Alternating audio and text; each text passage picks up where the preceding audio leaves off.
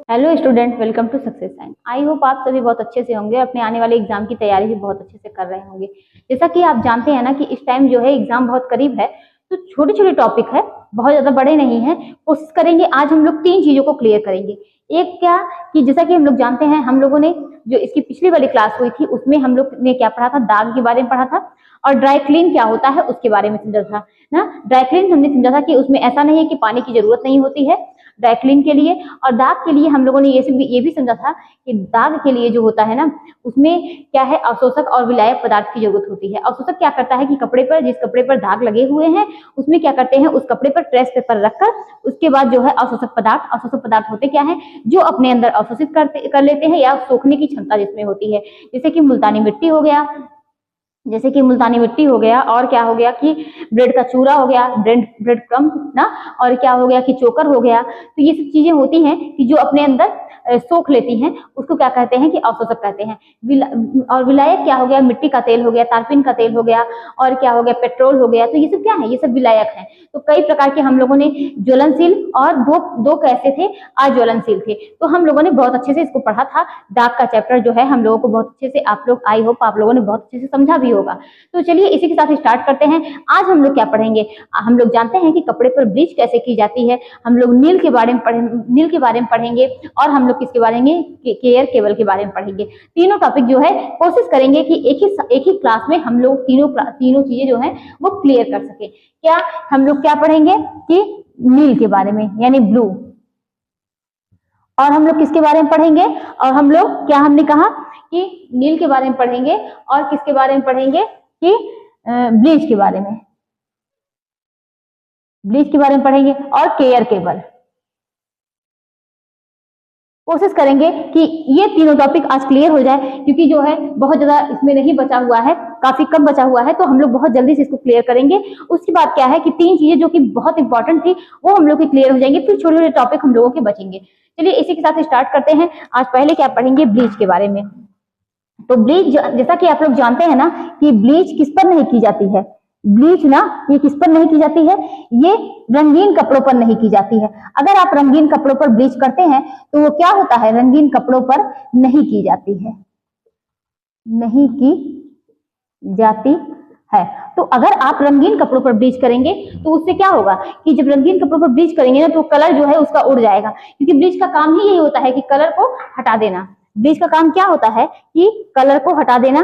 तो इसीलिए आप ब्लीच जब भी करेंगे तो व्हाइट कपड़ों पर यानी सफेद कपड़ों पर किया जाता है। किस कपड़ों पर करते हैं, सफेद कपड़ों पर करते हैं, कपड़ों पर करते हैं। और किस पर होता है, तो सूती कपड़ों पर ज्यादातर होता है, सूती कपड़े पर होता है। और अगर पूछ दिया जाए क्या सेलुलोजिक जगत के कपड़े पर, रेशे पर होता है, तो हाँ, ये किस पर होता है, सूती कपड़े पर होता है। जैसा कि आप लोग जानते हैं कॉटन जो है वो सेलुलोजिक जगत का रेशा है। और उसके बाद क्या है, ब्लीच जो है वो किस पर होती है कि सेलुलोजिक जगत के कपड़ों पर होती है, सेलुलोजिक जगत के कपड़ों पर होती है। तो हम लोगों ने क्या समझा कि ब्लीच रंगीन कपड़ों पर नहीं करते हैं, क्योंकि अगर रंगीन कपड़ों पर करेंगे तो कलर जो है उसका उड़ जाएगा और कलर क्या है वो बिल्कुल भी वो बेकार हो जाएगा कपड़ा। और अगर ब्लीच किस पर करते हैं, सफेद कपड़ों पर करते हैं, सूती कपड़ों पर करते हैं, सेलुलोजिक जगत के कपड़ों पर करते हैं। अच्छा, इसी के साथ देखते हैं कि ये बार बार करने से, अगर आप सफेद कपड़े पर ही या सेलुलोजिक जगत के कपड़े पर ही कर रहे हैं, ब्लीच का बार बार यूज कर रहे हैं, तो इससे क्या होगा कि जब भी आप बार बार ब्लीच का यूज करेंगे तो इससे क्या होगा, इससे यही होगा कि उसके रेशे जो होते हैं वो कमजोर हो जाएंगे। तो ब्लीच का बार बार यूज करने से, बार बार यूज करने से रेशे कमजोर हो जाएंगे। तो हमने क्या समझा कि ब्लीच का बार बार यूज करने से रेशे क्या हो जाएंगे, कमजोर हो जाएंगे। उसके बाद हमने क्या समझा, एक बार फिर से देखिए, ब्लीच रंगीन कपड़ों पर नहीं की जाती है, ब्लीच सफेद कपड़ों पर करते हैं, ब्लीच जो होती है वो सूती कपड़ों पर करते हैं, ब्लीच सेलुलोजिक जगत के कपड़ों पर होती है। ब्लीच जो होती है बार बार करने से, बार बार यूज करने से क्या होते हैं कि रेशे कमजोर हो जाते हैं। अच्छा, इसी के साथ देखते हैं कि रेशे कमजोर हो जाते हैं, यानी ये क्या करते हैं कि रेशे बार बार रेशे को ब्लीच कमजोर कर देते हैं। और ये क्या होते हैं कि ब्लीच का यूज किस लिए करते हैं कि ये किसी दाग को हटाने के लिए ब्लीच का यूज किया जाता है। किसको? दाग को हटाने के लिए ब्लीच का यूज करते हैं। दाग को हटाने के लिए ब्लीच का यूज करते हैं ना। और इसमें क्या होता है कि तो इसमें क्या होते हैं, विभिन्न प्रकार के केमिकल का यूज ब्लीच के रूप में करते हैं ना। तो इसमें क्या होता है, केमिकल मिला होता है। तो इसी तरीके से हम लोगों ने काफी चीजें समझी। ब्लीच क्या है? ब्लीच रंगीन कपड़ों पर नहीं की जाती है। अगर आप रंगीन कपड़ों पर करेंगे तो उसका कलर क्या है, खराब हो जाएगा, वो कपड़ा जो होता है खराब हो जाएगा। बार बार ब्लीच का यूज करेंगे तो इससे क्या होगा कि रेसे क्या होते हैं, कमजोर हो जाएंगे। जब भी आप ब्लीच करेंगे, सेलुलोजिक जगत के रेसे पर करेंगे, जब भी आप ब्लीच करेंगे सफेद कपड़ों पर करेंगे, जब भी आप ब्लीच करेंगे तो यानी क्या है कि बार बार ब्लीच का यूज नहीं करेंगे और दाग को हटाने के लिए ही ब्लीच का यूज करेंगे। जब आपको दाग को हटाना होगा तो ही आप ब्लीच का यूज करेंगे। अच्छा, अब चलते हैं, क्या हम लोग क्या देखते हैं ब्लीचिंग एजेंट के बारे में। क्या देखेंगे? Bleaching agent.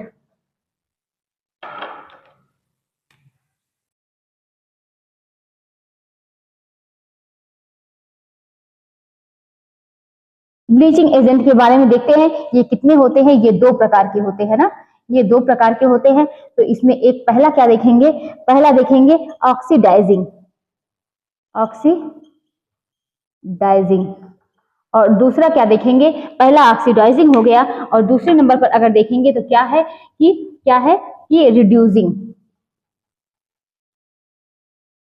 पहला ऑक्सीडाइजिंग हो गया, दूसरा रिड्यूसिंग हो गया। अच्छा, यहीं पर देखते हैं, यहीं पर इसको क्या बोलते हैं? अपचयन बोलते हैं। क्या बोलते हैं? अपचयन बोलते हैं। और क्या बोलते हैं? प्रतिकर्मक बोलते हैं। प्रतिकर्मक बोलते हैं। तो हमने क्या समझा कि ऑक्सीडाइजिंग हो गया और इसको क्या बोलते हैं? रिड्यूसिंग बोलेंगे, अपचयन बोलेंगे। कि हमने क्या कहा कि ब्लीचिंग एजेंट दो प्रकार के होते हैं, एक ऑक्सीडाइजिंग हो गई, दूसरी क्या हो गई कि रिड्यूसिंग, अपचयन जिसको बोलते हैं, प्रतिकर्मक बोलते हैं। और अगर ये देखा जाए ना तो एक चीजें बहुत अच्छे से इसमें समझी जाएंगी कि इसमें जो होता है ना, क्या कि इसमें ऑक्सीजन होता है। क्या होता है? ये ऑक्सीजन की प्रक्रिया द्वारा, यहाँ पर ऑक्सीजन की प्रक्रिया द्वारा क्या होती है कि ब्लीच की जाती है। किसके द्वारा? यहाँ पर ऑक्सीजन की प्रक्रिया द्वारा ब्लीच की जाती है। अच्छा, अब यहाँ पर रिड्यूसिंग, अपचयन, प्रतिकर्मक में क्या देखेंगे? यहाँ पर ऑक्सीजन की जरूरत नहीं होती है, यानी ये यहाँ पर ऑक्सीजन नहीं होती है। ऑक्सीजन क्या होती है? नहीं होती है। तो ये हम लोगों ने बहुत अच्छे से समझा कि ब्लीच किस पर करते हैं, किस किस रेसे पर करते हैं। यही सब क्वेश्चन पूछा जाता है और कुछ नहीं, इसमें अलग से क्वेश्चन कुछ नहीं आएगा। ये दो प्रकार के होते हैं, ब्लीचिंग एजेंट दो होते हैं। एक तो ऑक्सीडाइजिंग हो गई, दूसरी क्या हो गई? रिड्यूसिंग, अपचयन, प्रतिकर्मक, जिसको बोलते हैं। ये तीनों के एक ही नाम है, तीनों मतलब एक ही नाम है। और अब यहाँ पर क्या होती है? ऑक्सीजन की प्रक्रिया होती है और ऑक्सीजन की प्रक्रिया द्वारा क्या होती है? ब्लीच की जाती है। चलिए इसको हम लोग समझते हैं कि देखिए, एक क्या होती है? प्राकृतिक ब्लीच होती है। आप लोग देखते होंगे कि जो धोबी अगर कपड़े धुलता है तो वो लोग क्या करते हैं? धोबी कपड़े धुलते हैं तो क्या करते हैं? वो धुल कर क्या करते हैं कि उसको ऐसे मतलब घास पर फैला देते हैं। क्यों? क्योंकि ऑक्सीजन की प्रक्रिया उस पर हो सके और ऑक्सीजन की प्रक्रिया द्वारा क्या करते हैं? वो दाग को हटाते हैं। तो धोबी क्या करते हैं? वो कपड़े धुलकर ऑक्सीजन की प्रक्रिया के द्वारा, यानी धूप, प्रकाश, मतलब प्रकाश हो गया, वायु हो गया और नमी, इन तीनों के द्वारा क्या करते हैं कि वो मतलब हवा, ये सब के द्वारा क्या करते हैं कि वो उसको दाग को हटाते हैं। धोबी के धुलने का ये एक तरीका है, इसको बोलते हैं प्राकृतिक ब्लीच। ये हो गया। इसमें पहला क्या लिखेंगे? प्राकृतिक ब्लीच। प्राकृतिक ब्लीच क्या होता है? किसके द्वारा प्राकृतिक ब्लीच? नमी, नमी युक्त, नमी युक्त सूर्य के प्रकाश एवं हवा, प्रकाश एवं हवा के द्वारा ब्लीच की जाती है। धोबी कपड़े धुलकर घास पर फैला देते हैं। घास में कपड़े जो होते हैं वह ऑक्सीजन के संपर्क में आते हैं और ऑक्सीजन के संपर्क में आने से वो क्या होते हैं कि उसके दाग हट जाते हैं। वो कपड़े क्या होते हैं कि वो सही हो जाते हैं। और ये जो जब दाग हट जाता है ना, ये किसके लिए होता है कि आप इसको समझ लीजिए। बस क्या होते हैं कि धोबी कपड़े धुलकर, धोबी क्या करते हैं? कपड़े धुलकर धुलकर घास के या घास पर फैला देते हैं। घास पर क्या करते हैं कि फैला देते हैं, धोबी कपड़े धुलकर घास पर फैला देते हैं और घास से कपड़े को ऑक्सीजन के संपर्क में लाते हैं और घास से कपड़े को ऑक्सीजन के संपर्क में लाते हैं, जिससे कपड़े का बचा दाग जो होता है वो हट जाता है, जिससे कपड़े का बचा दाग हट जाता है। और ये किस पर करते हैं, ये सूती पर करते हैं और किस पर करते हैं, लिनन पर करते हैं ना, और लिनन जगत के रेशे के लिए होता है। एक बात फिर से समझिए कि ऑक्सीडाइजिंग की प्रक्रिया में क्या होता है कि ऑक्सीजन की प्रक्रिया द्वारा क्या करते हैं कि ब्लीच की जाती है। ये ब्लीचिंग एजेंट दो प्रकार के होते हैं, एक क्या होते हैं ऑक्सीडाइजिंग, दूसरा क्या होता है रिड्यूसिंग। देखिए हम क्लास में ही आपको, अगर आप क्लास को अच्छे से लीजिए तो क्लास में ही आपको रटा देंगे क्या है ऑक्सीडाइजिंग। यहाँ पर ऑक्सीजन की प्रक्रिया द्वारा ब्लीच की जाती है और प्राकृतिक ब्लीच जो है ये नमी युक्त सूर्य के प्रकाश द्वारा, यानी नमी युक्त क्या करते हैं कि जो मतलब सुबह के टाइम धुलकर जब नमी रहती है तो उस टाइम क्या है कि घास पर नमी रहती है और सूर्य के प्रकाश एवं हवा में उसको धोबी क्या करते हैं कपड़े धुलकर उसको अच्छे से उसमें फैला देते हैं और जिससे क्या घास से कपड़े को ऑक्सीजन के संपर्क में लाते हैं, जिससे कपड़े का बचा दाग जो होता है वो हट जाता है। ये सूती लिनन पर यानी सेलुलोजिक जगत के रेशे पर ये किया जाता है। ये क्या हो गई कि प्राकृतिक ब्लीच हो गई। अच्छा यहाँ पर देखते हैं प्राकृतिक ब्लीच हो गई, ये इसको बोलते हैं। अगर रासायनिक ब्लीच की बात की जाएगी तो इसमें क्या होते हैं, पहला सोडियम हाइड्रोसल्फाइड, सोडियम हाइड्रोसल्फाइड। इसमें क्या होता है कि हर जगत के रेशे के लिए ये कैसा होता है, ये हर जगत के रेशे के लिए, हर जगत के रेशे के लिए उपयोग किया जाता है, उपयोग किया जाता है। जैसा कि आप लोग जानते हैं ना कि रेशे जो होते हैं कई प्रकार के होते हैं, मतलब क्या होते हैं प्रोटीन जगत के लिए भी होते हैं और सेलुलोजिक जगत के होते हैं, तो ये मतलब रासायनिक जगत के होते हैं। तो ये क्या है हर जगत के रेशे के लिए ये बेस्ट होता है। कौन सा, सोडियम हाइड्रोसल्फाइड। अच्छा अब यहाँ पर देखते हैं, ये पहला हम लोगों ने देखा प्राकृतिक ब्लीच नमी युक्त सूर्य के प्रकाश एवं हवा द्वारा। अब दूसरा क्या देखते हैं यहाँ पर, यहीं पर दूसरा देखेंगे सोडियम हाइपोक्लोराइड, सोडियम हाइपोक्लोराइड। चलिए सोडियम हाइपोक्लोराइड को अच्छे से समझते हैं। ये क्या होता है, इसके अंतर्गत क्या आता है, जेवल वाटर आता है। क्या आता है इसके अंतर्गत, इसके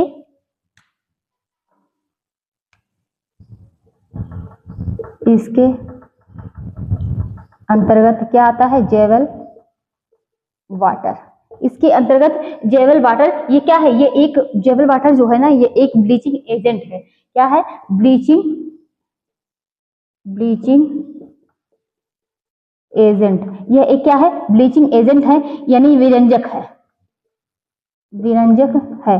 और इससे भी क्या है, मतलब इससे भी सूती लिनन पर यह भी ब्लीच किया जाता है। किस पर, सूती लिनन के कपड़े पर होता है, सूती लिनन के कपड़े पर होता है। अर्थात ये भी कह सकते हैं ये सेलुलोजिक जगत के रेशे के लिए होता है सोडियम हाइपोक्लोराइड। सोडियम हाइपोक्लोराइड किसके लिए होता है, एक हम लोगों ने नमी युक्त पढ़ा ना, सूर्य के प्रकाश हवा द्वारा, और दूसरा क्या है सोडियम हाइपोक्लोराइड।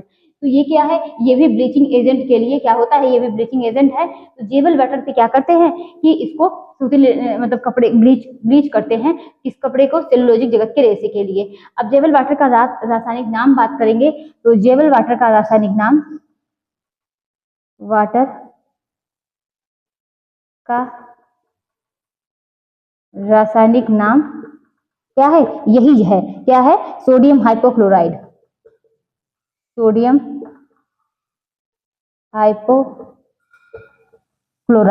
तो जेवल वाटर का रासायनिक नाम क्या है, सोडियम हाइपोक्लोराइड है। अच्छा, ये सोडियम हाइपोक्लोराइड हमने क्या समझा कि ये भी एक प्रकार का ब्लीच है और किसका रासायनिक नाम है, तो जेवल वाटर का रासायनिक नाम है। अच्छा, तीसरे नंबर पर हम लोग क्या देखते हैं, ये तीसरा नंबर हम लोगों का क्या है कि सोडियम परबोरेट।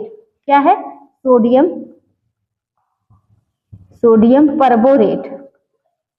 परबोरेट। अच्छा, सोडियम परबोरेट क्या है, ये भी एक ब्लीचिंग एजेंट है। क्या है, ब्लीचिंग एजेंट है और यह ऑक्सीकृत व्यंजक है ना। जितना हम लोग पढ़ रहे हैं, मतलब हमने क्या समझा कि नमी युक्त क्या है, घास हो और सूर्य का प्रकाश हो और हवा हो। इसी तरीके से क्या पहले आप देखते भी रहे होंगे कि जब धोबी जो है कपड़े लेके जाते थे तो वो क्या करते थे कि वो धुल कर ऐसे घास पे, अभी भी आप देखेंगे जहां कपड़े धुले जाते हैं तो घास पर वो धुल कर क्या करते हैं कि उसको ऐसे सूर्य के प्रकाश में और क्या है घास पर ऐसे फैला देते हैं। क्यों, क्योंकि वो जो दाग हट जाते हैं, लेकिन जो बचे कुचे दाग रहते हैं वो ऑक्सीजन के द्वारा क्या होते हैं, हट जाते हैं। दूसरे नंबर पर हमने क्या देखा, सोडियम हाइपोक्लोराइड, यानी किसका रासायनिक नाम है, जेवल वाटर का रासायनिक नाम है।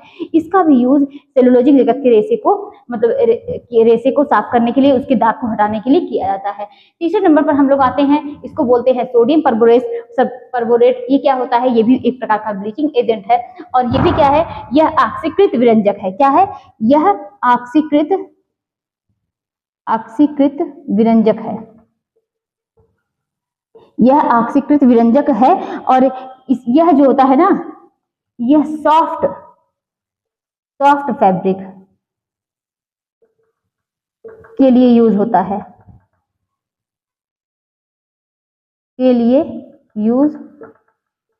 है, जैसे कि सॉफ्ट फैब्रिक का मतलब हो गया, इसे शिफॉन का कपड़ा देखिए बहुत सॉफ्ट होता है। सिल्क हो गया ना, ये सब महंगे कपड़े होते हैं। शिफॉन हो गया, सिल्क हो गया, इन सब पर क्या होते हैं, शिफॉन, सिल्क, जॉर्जेट, इन सब पे कौन से सोडियम परबोरेट क्या होता है, यूज किया जाता है। तो सॉफ्ट फैब्रिक के लिए यानी आप लिख सकते हैं शिफॉन, जॉर्जेट और क्या है, सिल्क पर कौन सी यूज किए जाते हैं। अगर पूछा जाए कौन सा ब्लीच सॉफ्ट कपड़े पर यानी मुलायम कपड़े के लिए यूज होता है तो आप क्या कहेंगे, सोडियम परबोरेट। और अगर पूछा जाए कि क्या जेवल वाटर का रासायनिक नाम क्या है तो आप क्या कहेंगे, सोडियम हाइपोक्लोराइड। तो इस तरीके से आप लोगों ने समझा। अच्छा, अब क्या है, चौथे नंबर पर देखेंगे, ये 3 हो गया, अब चौथा देखते हैं।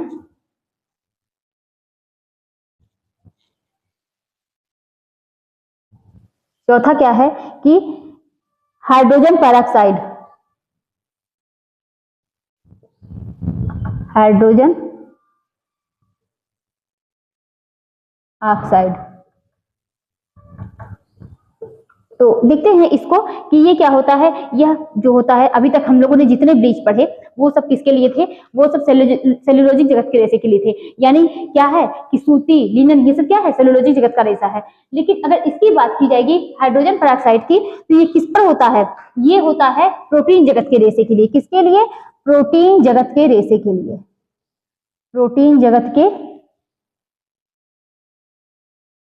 रेशे के लिए अच्छा माना जाता है।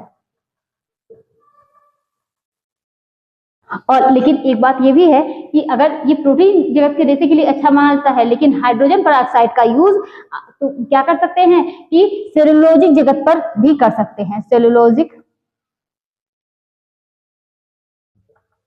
जगत के रेशे पर भी कर सकते हैं।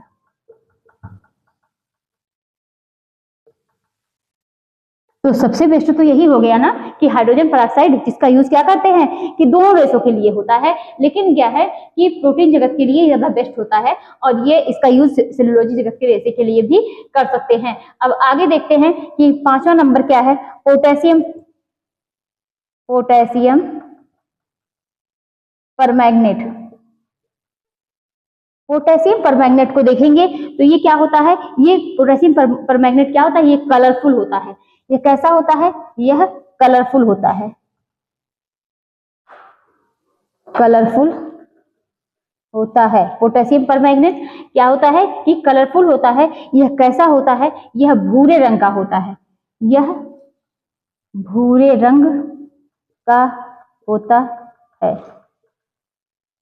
लेकिन एक बात है कि अगर आप सोचिए कि कोई ब्लीच हो वो ब्राउन कलर का है और अगर आप ब्राउन कलर के ब्लीच को व्हाइट कपड़े पर यूज करेंगे तो क्या उस पर मतलब उस पर दाग नहीं लग जाएगा, दाग लग जाएगा ना। तो इसका यूज करते हैं जब भी, तो ये क्या करते हैं कि जब पोटेशियम परमैंगनेट का यूज करते हैं, ये कलरफुल होता है और किस रंग का होता है, ब्राउन कलर का होता है। तो इसका यूज जब करते हैं ना, इसे कपड़े पर यूज करते हैं तो दाग लग जाता है, इसे कपड़े पर यूज करने पर क्या होते हैं कि दाग लग जाते हैं। अब भूरे रंग के दाग को हटाने के लिए मतलब कुछ अलग इस्तेमाल किया जाता है। पहले हमने क्या किया कि जब दाग लग गया तो पहले पोटेशियम परमैंगनेट का यूज किया जो कि वो ब्राउन कलर का है, ब्राउन कलर का है। जब इसका यूज किया मतलब इसका यूज किया तो ब्राउन कलर का दाग लग गया। अब जब ब्राउन कलर का दाग लग गया तो इसको हटाने के लिए क्या करते हैं, इस कपड़े पर यूज करने पर क्या होते हैं, दाग लग जाते हैं। इस दाग को हटाने के लिए, इस दाग को हटाने के लिए क्या करते हैं कि ऑक्जेलिक एसिड प्लस क्या, नींबू का रस भी यूज कर सकते हैं, नींबू का रस प्लस क्या करते हैं कि हाइड्रोजन पेरोक्साइड का यूज करते हैं। हाइड्रोजन, अभी आप लोगों ने हाइड्रोजन पेरोक्साइड पढ़ा है और ये समझा कि इसको दोनों जगत के रेशे, हाइड्रोजन पेरोक्साइड यानी प्रोटीन जगत के रेशे के लिए, सेलुलोजिक जगत के रेशे के लिए, दोनों के लिए बेस्ट होता है। तो ये यहाँ पर भी यूज किया जाता है पोटेशियम परमैंगनेट के दाग को हटाने के लिए। हाइड्रोजन पेरोक्साइड का यूज करते हैं। और इसमें आप लोगों ने समझा होगा कि अगर इस तरीके से पूछा जाए किस कलर के ब्लीच को करने के बाद फिर से ब्लीच करना पड़ता है, तो आप क्या कहेंगे कि किस कलर के, पोटेशियम परमैंगनेट को यूज करने के बाद आप फिर से ब्लीच करेंगे। क्यों करेंगे, क्योंकि पोटेशियम परमैंगनेट जो है वो ब्राउन कलर का होता है और ये ब्राउन कलर का क्या करता है कि व्हाइट कपड़े पर जाकर दाग को अपना मतलब ब्राउन कलर जो है वो छोड़ देता है, जिसकी वजह से क्या होता है वो दाग को हटाएगा लेकिन वो अपना दाग छोड़ देगा, जिसकी वजह से उसको हटाने के लिए दोबारा से ब्लीच करते हैं। और कौन सा ब्लीच करते हैं, ऑक्जेलिक एसिड, नींबू का रस और क्या करते हैं, हाइड्रोजन पेरोक्साइड यूज करते हैं। तो हमने क्या समझा कि ब्लीच करने के लिए क्या करते हैं, किस पर करते हैं, रंगीन कपड़े पर नहीं करते, सफेद कपड़े पर करते हैं। ज्यादातर किस पर करते हैं, सेलुलोजिक जगत के रेशे पर करते हैं और उसके मतलब ऑक्सीजन की प्रक्रिया के द्वारा भी ब्लीच की जाती है ना।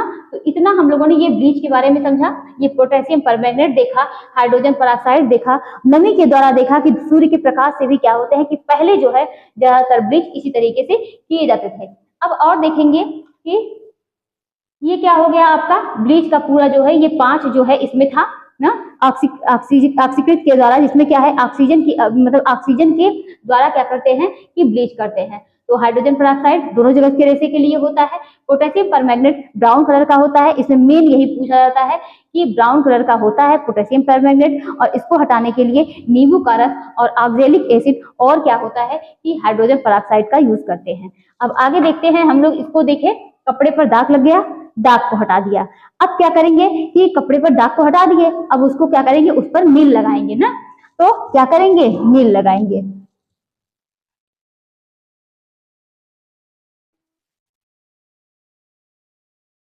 तो अब क्या देखेंगे, ब्लू देखेंगे, जिसको क्या बोलते हैं, नील बोलते हैं। तो आप लोग जानते ही होंगे कि नील अगर कभी कभी होता है ना कि अगर बहुत ज्यादा कपड़े पर लग गया, कपड़े पर देखिए ये कितने हैं, 4 हैं। ये भी टॉपिक बहुत छोटा है और इसमें क्या है, सबसे बेस्ट एक प्राकृतिक है, 3 रासायनिक जगत का है ना। और यहीं से क्वेश्चन आते हैं, लेकिन सबसे ज्यादा बेस्ट कौन होता है ये पूछा जा सकता है। कौन सा पानी में घुलनशील है, कौन सा अघुलनशील है, कौन सा कपड़े पर जो है जाके मतलब सही से दाग छोड़ देता है। तो सारी चीजें जो है ये नील के बारे में पढ़ेंगे और नील जो होता है ये 4 प्रकार के होते हैं।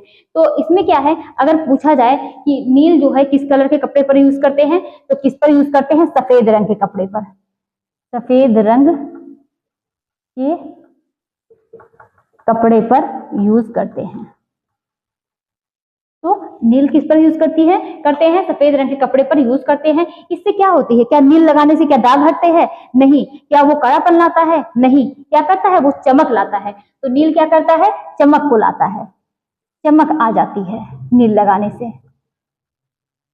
कपड़े में क्या आती है, नवीनता आ जाती है, नवीनता आ जाती है। और ज्यादातर किस ज्यादातर किस रेशे पर करेंगे, ज्यादातर जो है ये सेलुलोजिक जगत के रेशे पर करेंगे, यानी सूती पर करेंगे, कॉटन पर यानी उसको बोलते हैं, और या तो लिनन पर करेंगे। तो सेलुलोजिक जगत के रेशे के लिए बेस्ट होता है।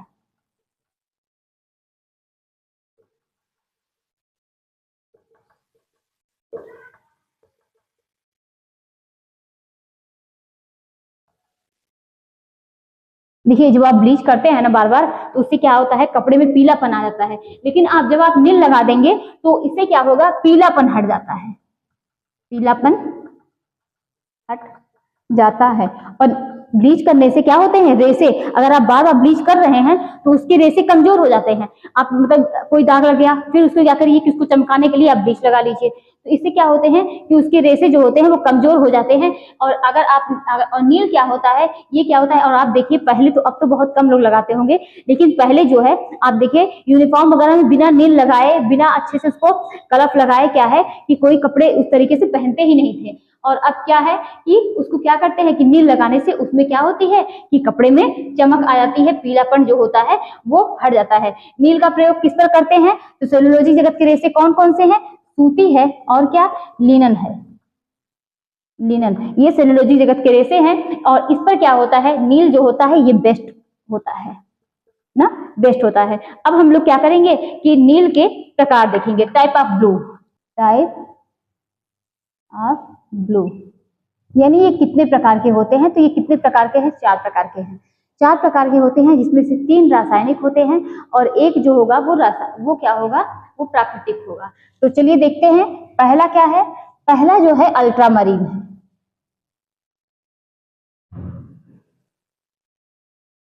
अल्ट्रामरीन है, अल्ट्रामरीन ब्लू, ये क्या है, ये रासायनिक है। और दूसरा क्या देखेंगे, जो दूसरा ब्लू है ये पर्शियन ब्लू है,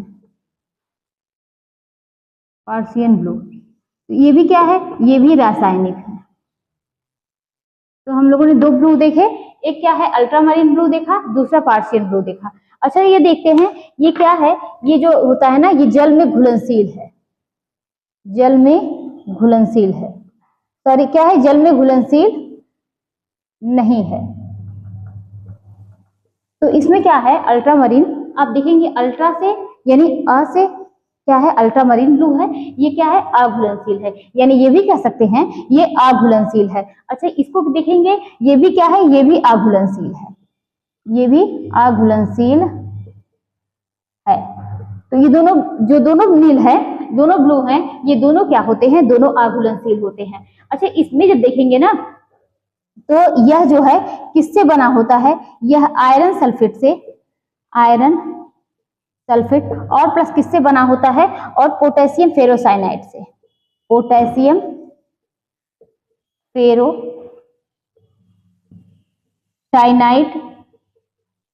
से बना होता है।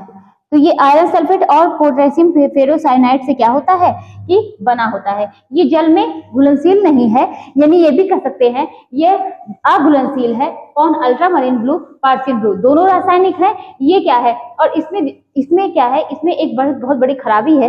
वो क्या खराबी है, इसमें आप देख सकते हैं कि आयरन सल्फेट है। तो जब आप इसको पानी में घोल कर उसके बाद क्या करते हैं कि ये एक तो अघुलनशील है, तो कपड़े पर जब इसको कपड़े डालते हैं ना, तो ये कपड़े पर क्या होता है कि ये इससे बना होता है, ये कपड़े पर क्या होता है कि पर्शियन ब्लू क्या होता है, कपड़े पर जाके आयरन जो होता है, आयरन जाके कपड़े पर चिपक जाता है, और जब आप आयरन करते हैं तो उस पर जो है वो भूरे रंग का दाग लग जाता है। तो देखिए इसमें लिखते हैं कि जब पर्शियन ब्लू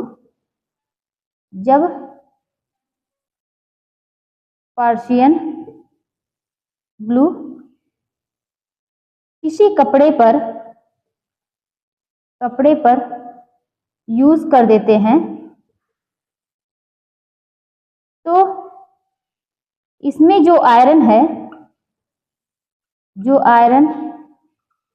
वो चिपक जाता है। किस पर, वो चिपक जाता है, किस पर, कपड़े पर। और जब आप इस पर इस्त्री करते हैं ना, तो वो कपड़े पर क्या करता है, इसमें आयरन है, वो कपड़े पर छूट जाता है, और जब आप इस्त्री करते हैं तो वह जाकर कपड़े पर क्या होता है कि चिपक जाता है। और कपड़े पर चिपकने की वजह से उस पर किस कलर का दाग लग जाता है, तो भूरे रंग का क्या होता है, ब्राउन कलर का दाग लग जाता है। इसकी सबसे बड़ी कमी यही है कमी क्या है कि जंग लग जाता है, भूरा दाग देता है, भूरा दाग देता है। ये क्या है, यह घुलनशील है, और ये क्या होता है, ये अघुलनशील है, और ये कम लोकप्रिय है। तो जाहिर सी बात है कि अगर ये इसमें इतनी सारी बुराइयां हैं कि वह कम लोकप्रिय है, और क्या कि जल में जल्दी घुलता नहीं है, मतलब जल में घुलेगा नहीं, और दाग भी दे रहा है कपड़े पर, तो वो कैसे अच्छा होगा। अब बात करेंगे अल्ट्रामरीन ब्लू की। ये क्या होता है, यह जामुनी नीला रंग का होता है। यह जामुनी कैसा होता है, जामुनी नीला रंग का होता है, नीला रंग का होता है। यह सोडियम सल्फेट से बनेगा। कब, सोडियम सल्फेट से बनेगा। और किससे, और क्या मिला होता है इसमें, कोयला मिला होता है। प्लस क्या मिलते हैं इसमें, कोयला मतलब मिट्टी का कोयला रहेगा, और सॉरी लकड़ी का कोयला रहेगा, और क्या रहेगा, सल्फर रहेगा, सल्फर रहेगा, और क्ले, क्ले मतलब मिट्टी, मिट्टी से ये मिलकर बनेगा। इसका प्रयोग जो होता है वह सामान्य होता है, इसका प्रयोग सामान्य होता है। तो हम लोगों ने क्या समझा कि अल्ट्रामरीन ब्लू के बारे में देखा और पर्शियन ब्लू के बारे में देखा। अल्ट्रामरीन ब्लू जो होता है ये जल में क्या है, घुलनशील नहीं है, यानी ये भी अघुलनशील है, और अघुलनशील है। और अगर इसको देखेंगे ना तो पर्शियन ब्लू को ये भी क्या होते हैं, ये भी अघुलनशील है। ये क्या है, जामुनी नीला रंग का होता है, यह सोडियम सल्फेट से बनेगा। कोयला, सल्फर, क्ले इस सब का प्रयोग इसमें सामान्य होता है। और पर्शियन ब्लू की बात करेंगे तो इसमें आयरन सल्फेट, पोटेशियम फेरोसाइनाइड से मिलकर बना होता है, और ये क्या होता है, ये पानी में घुलता नहीं है, जिसकी वजह से ये कपड़े पर जाके चिपक जाता है, और जब आप प्रेस करते हैं तो उस पर कौन सा दाग लग जाता है, भूरे रंग का दाग लग जाता है, यानी जंग लग जाता है। तो ये क्या है, दो प्रकार के आप लोगों ने ब्लू देखे। अब आप देखेंगे एनिलीन, कौन सा, एनिलीन ब्लू, जिसको क्या कहते हैं, एनिलीन ब्लू कहेंगे, और क्या कहेंगे, कोलतार ब्लू। तो एनिलीन ब्लू कहेंगे, और क्या बोलते हैं, और बोलते हैं कोलतार ब्लू बोलते हैं, कोलतार ब्लू बोलते हैं, और क्या बोलते हैं कि इसको बोलते हैं मिथिलीन, मिथिलीन बोलते हैं। क्या बोलेंगे, मिथिलीन ब्लू बोलते हैं। तो एनिलीन ब्लू, कोलतार ब्लू, मिथिलीन, तीनों के एक ही नाम है। कोलतार हो गया, एनिलीन हो गया, मिथिलीन हो गया। यही क्वेश्चन में पूछा गया था कि कोलतार ब्लू जो होते हैं ये क्या है, और सबसे ज्यादा ये क्या होते हैं, सबसे ज्यादा ये यूजफुल होते हैं, ये इसका यूज करना अच्छा होता है। क्यों, क्योंकि ये क्या होते हैं, ये रासायनिक तो भले ही है, यह रासायनिक तो है, लेकिन ये क्या है, पूर्णतः घुलनशील है। क्या है, पूर्णतः घुलनशील है, जल में ये पूर्णतः घुलनशील है ना। ये रासायनिक है लेकिन जल में क्या है, पूर्णतः घुलनशील है। तो ये क्या हो गया, एनिलीन ब्लू हो गया, कोलतार, मिथिलीन जिसको क्या बोलते हैं, ये रासायनिक है, और ये क्या होता है, जल में पूर्णतः घुलनशील होता है। अच्छा, ये क्या होता है, जाहिर सी बात है, ये घुलनशील है तो रंग अच्छा देगा, रंग अच्छा देगा। और क्या करेगा कि रंग अच्छा देगा, प्रयोग ज्यादा होता है, इसका प्रयोग ज्यादा होता है। इस टाइप अगर देखा जाए कौन सा नील अच्छा होता है, कौन सा ब्लू, तो आप क्या कहेंगे, एनिलीन ब्लू या कोलतार ब्लू या मिथिलीन ब्लू को कहेंगे। अच्छा, और क्या होता है, तो एक समान फैलता है, एक समान फैलता है। जब पानी में ये घुल जाएगा तो एक समान ही तो फैलेगा। अगर कपड़े पर पूरा सही से घुला नहीं है, कहीं पर ज्यादा ब्लू कलर लगेगा, कहीं पर हल्का लगेगा, कहीं पर बिल्कुल नहीं चढ़ेगा, तो कैसा लगेगा, वो अच्छा नहीं लगता। लेकिन ये क्या है, ये पानी में एक समान घुलने की वजह से जब आप कपड़े को डीप करते होंगे तो क्या है कि पानी प्रभाव जो है कपड़े पर बहुत अच्छा देता है, यानी एक समान ये फैलता है। और क्या है, ये क्या है, सबसे लोकप्रिय है, सबसे लोकप्रिय है। और इसका रीजन क्या है, लोकप्रिय है, इसका रीजन यही है क्योंकि यह क्या है, जल में पूर्णतः घुलनशील है। तो ये एनिलीन ब्लू हो गया। अब नेक्स्ट नंबर पर, चौथे नंबर पर क्या देखेंगे कि इंडिगो ब्लू। क्या देखेंगे, इंडिगो, इंडिगो ब्लू। चलिए इंडिगो ब्लू को देखते हैं। ये क्या होता है, यह क्या है, प्राकृतिक जगत का है, प्राकृतिक जगत का है। तो इंडिगो ब्लू जो है ना, ये प्राकृतिक जगत का है, और ये भी एक प्राकृतिक जगत से प्राप्त होता है। ये क्या है, यह अघुलनशील है, अघुलनशील है, यह अघुलनशील है। और ये भी कहेंगे ऊपर के मतलब आपने देखिए कि मतलब ये क्या है, प्राकृतिक जगत का है। और ये किससे प्राप्त होता है, तो इंडिगो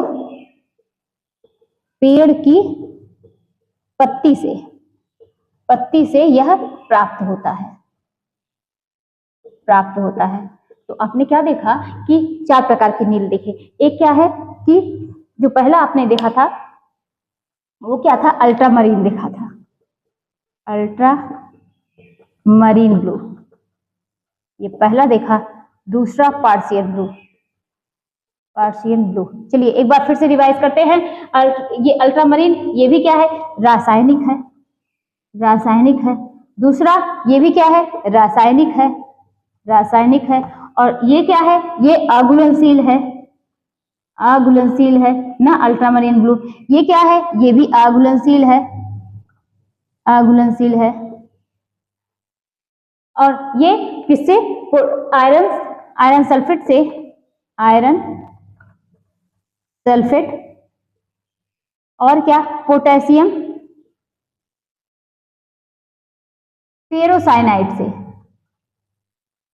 फेरोसाइनाइड से मिलकर बना होता है। और आयरन सल्फेट क्या करता है कि कपड़े पर जाकर चिपक जाता है और जो ब्राउन कलर का दाग ये छोड़ देता है।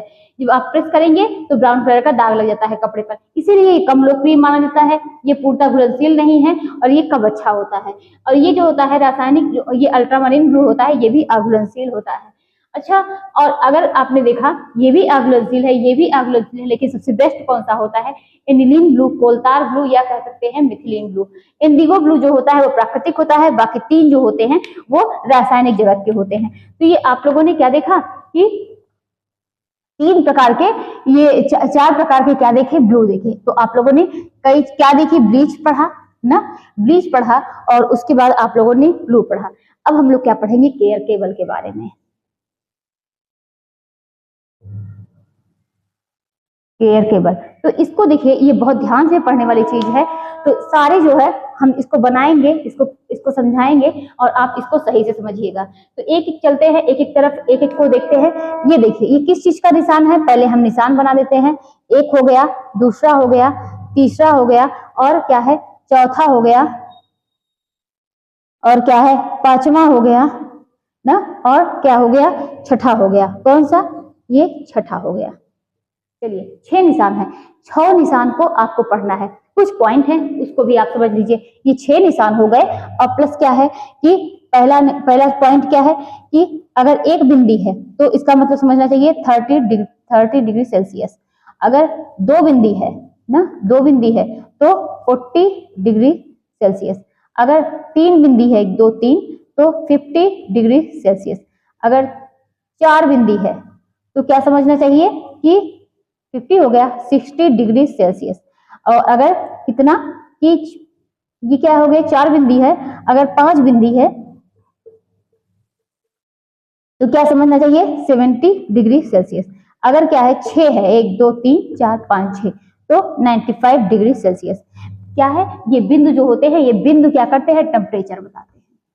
बिंदु टेम्परेचर बताते हैं। चलिए ठीक है, आप लोगों ने देखा एयर केबल के बारे में। ये इसी पर पूरा क्या है, ये चैप्टर पूरा इसी पे आधारित है। इसका मतलब क्या होता है, इसका मतलब होता है ये किसका मार्क है, धोने का मार्क है, धोने का मार्क है। और इसका मतलब क्या होता है, ये ड्राई क्लीन का मार्क है, ड्राई क्लीन। ये किसका है, ब्लीच का है, ब्लीच का है। ये किसका है, तो ड्राई का है, सुखाने का है। और ये किसका है, तो ये क्या होता है कि आयरन का है, आयरन का है। और ये किसका है, तो व्यवसायिक चिन्ह है, व्यवसायिक स्तर पर ड्राई क्लीन है, व्यवसायिक स्तर पर ड्राई क्लीन है। तो आप लोगों ने देखा केयर केबल में पूरे जो है इसी पर पूरा ये चैप्टर निर्मित है।